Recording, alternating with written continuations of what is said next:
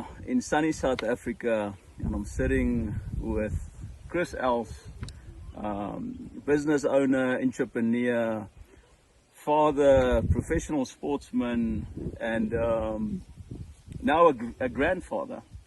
And Chris, isn't it amazing how our kids makes us a father, and our grandkids or their children make us a grandfather? Maybe share with me, what does that mean to you, and how has your children's children made your life to be a grandfather? Yeah. So quite interesting that I think one's life really comes to fruition when you become a grandfather and have grandkids, because your whole life changes forever, and never ever changes again, and for the good. Yeah. Absolutely amazing responsibility, but also a privilege to be a grandfather. Yeah, and you've got amazing children. Chris, I've followed your life ever since I've known you, and you're someone that I look to as someone that's successful in many areas of your life. But I want to ask you, what do you define as success? What is it to have a successful life? What does that mean to you? Yeah, so success, most people just refer that to as financial. And I think people that really rate that as success is very poor. If you have a very successful, if you want to be successful, you need to have balances. The whole life is all about balances, really, and the balance with God as a foundation, with or a relationship with your kids, with your family, of course grandkids after that, but then also with everybody that you meet, and with the objective to add value to each and every person that you meet, and you leave them richer than you've found them. You found them. So good. So that's really and I think that's really a purpose. That should be a purpose of life, is leaving somebody not in the same space that you found them and met them. Yeah, that's so powerful. That's powerful. Chris, tell me about your father. The stories is that he was a great man, and maybe one attribute of your father, what caused him to be such I think a person magnet is maybe the word, but what made him to be a great man? What is the one attribute that you remember of your father and that you even live today? Yeah, so and I try and follow that, but my father was just a magnet. That's really the point. He had the ability to bring people together, to make sure people were comfortable in the space where he was. He had the ability to listen to people, to give advice. Amazing man. Unfortunately, passed on at 72, much too early. But certainly left us with the legacy of leaving somebody that you've met in a better space than what you found the guy when we met him for the first time. Yeah, so many stories I've heard and never got to meet him, but I think through the stories really just testifies of the impact he had on people's life. And speaking about that, I'm thinking about the word Els Brothers. Small beginnings, humble beginnings, but you can't think about Els Brothers without thinking about a brother. And speaking about your brother, the question is, how has his life influenced your life to what you are today? Yeah, we three kids in theory from our mother and father, a sister and a brother. We started business together many years ago. In fact, didn't finish school, to be quite frank, and decided to build on our careers and on hard work. And if there's something that I can vouch for in our relationship and also on the success, is the amount of hard work that that Philip and I had put in, physically hard work that we had put in to make to build our careers. Yeah. He's a guy with unbelievable never die, never say no. It's always possible. Impossible is not part of his vocabulary at all. So, and that's who Philip is. As a fighter, never goes down. Again, so many stories that I've heard and that you've shared together in life. Maybe to debrief the good, give me one favorite memory that you have concerning you and your brother together, doing business together. What's a memory that's top 5 list that just comes to you that you can share with us? Well, maybe I should start with maybe the negative one. Is he never fishes, and we went fishing in Zimbabwe on the Kariba, and he caught a bigger fish than I've ever caught in my life, and he's not a fisherman. So that I'm very, very jealous about. But certainly something that I remember with just growing up together is even Philip got married much before I did, and not much, probably 4 or 5 years before. And our relationship was of that it actually came between him and his wife, really, and because of the relationship. And Philip is a relationship guy. He's somebody that you can trust, and if he's on your side, then you don't have to stress. Then your back is covered. That's good. Yeah. So that's something that stands up, is that your back is covered. If he's your friend, and I don't know much enemies, but if he's your friend, your friend for life. Friend for life. Yeah. Chris, tell me about overcoming obstacles.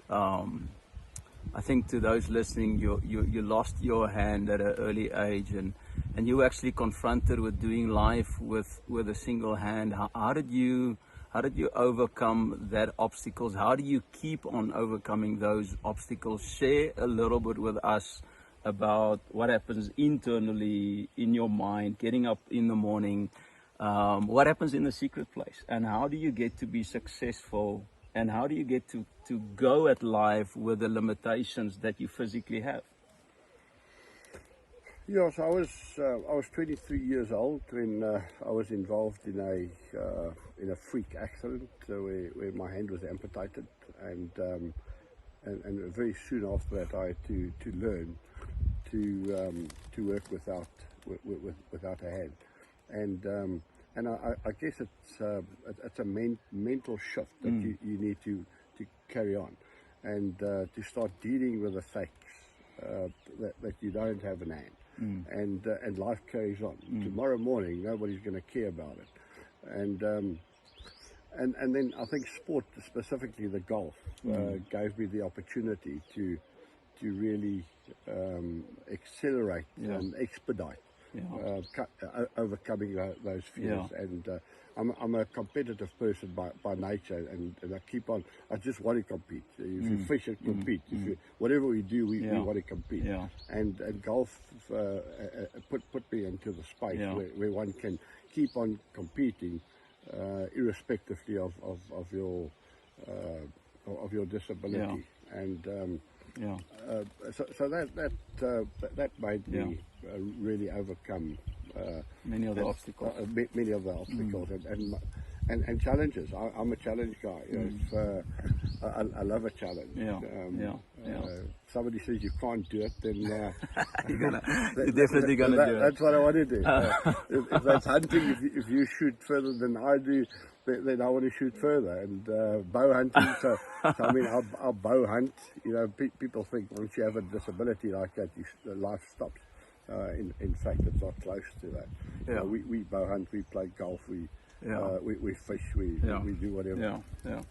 There's a memory I've got where we were playing darts in Mozambique one night, and you needed 120 to win, and you had 3 darts in your hand, and you deliberately threw 2 darts in the wall at the bottom, and you had 1 left, and you had to get a 20, and you threw a 20, and I thought, who's this man?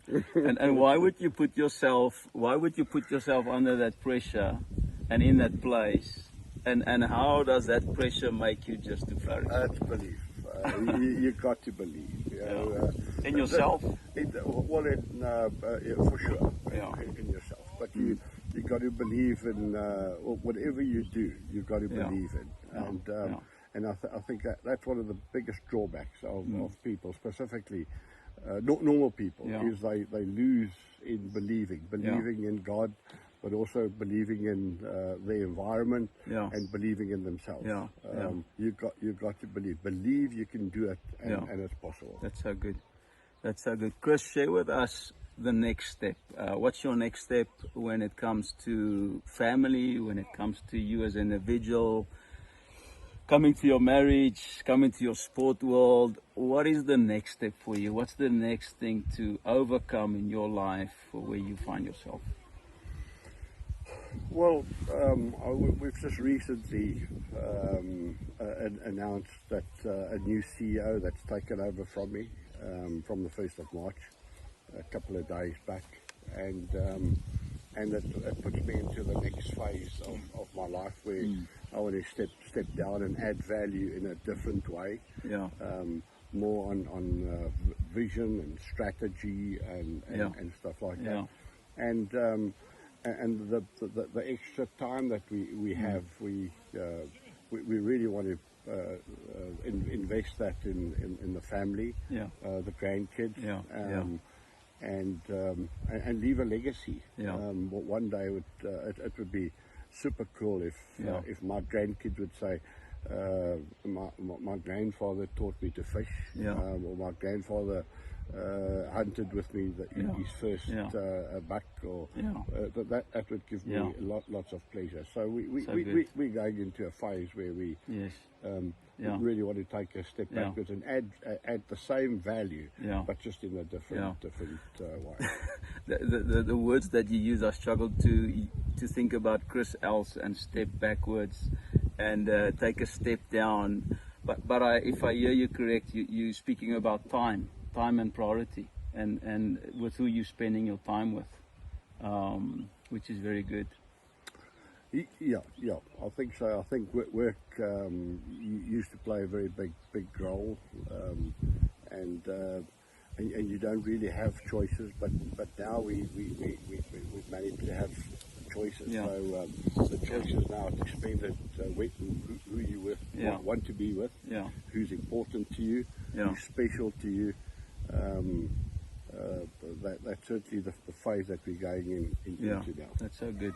Chris, as we finished, just one last probably word of advice that you've got for someone listening today, just thinking about their own disability. For you, it was having one arm and one hand, and what do you do with that? But so many people are stuck in their financially, or maybe it can be physically, maybe emotional disability. What's the advice that you can give to that individual to actually press through and become a better them, really to make a bigger impact upon the people and upon the environment? What's the word that you can encourage the listeners to? Well, you got to, every day, it's not an age thing, but every day you got to strive to be a better person of yourself. Because other people will forget you. But at the end of the day, it's the guy in the mirror that you look at. That's the guy that you need to like. That's the guy you need to impress. That's the guy that needs to make a difference. Is when you look into the mirror. That's right. A mirror to me is the most sensible thing to do, is look in the mirror and see, are you happy with the guy in the mirror? Are you happy with yourself? and I think a lot of people struggle with that. You keep on with what people think of you, Yeah. and Yeah. what your looks are like, or your disability, or whatever Yes. the case. But at the end of the Yes. day, if you're not happy within yourself, Yeah. the guy in the mirror, Yeah. then you really Yeah. struggle. Yeah, you know. yeah, yeah. And that's what I would encourage people is look in the mirror and like the guy you see. Get the guy to keep on learning that you're Yeah. looking at. Yeah. Get that guy to love more Yeah. people. Yeah. Get that guy Yeah. to encourage more people. Yeah. Get that guy to Yeah. influence more Yes. people. Yeah. Is the guy in the mirror. So good. Look at the guy in the mirror and be happy with him. Chris, thank you so much. From sunny South Africa, we're in between the mountains. It's a beautiful day, and I just trust you. This was a beacon of light. And Chris, thank you so much for joining us. Thank you so much for this interview. And I think there's many more to come. I'm definitely going to be looking differently into the mirror after today. And just God bless you, and thank you for joining. Thank you so much.